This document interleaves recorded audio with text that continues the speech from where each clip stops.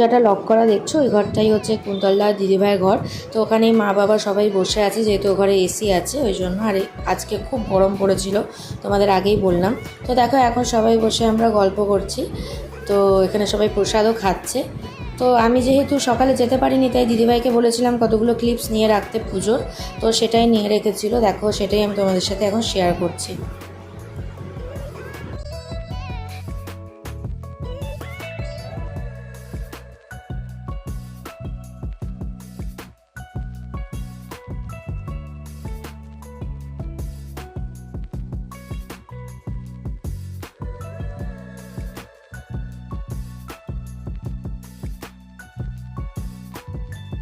তো এখন এখানে আমরা সবাই মিলে গল্প করছি, আর এই পুচকুটাকে আমি একটু হাই করতে বলছিলাম, কিন্তু ও খুব শাই, তাই হাই করছে না, তাই জন্য হাসছে। তো এইটা দেখো দিদিভাইয়ের শ্বশুরবাড়ির পুরো হোম ট্যুরটা, যেটা আমি এখন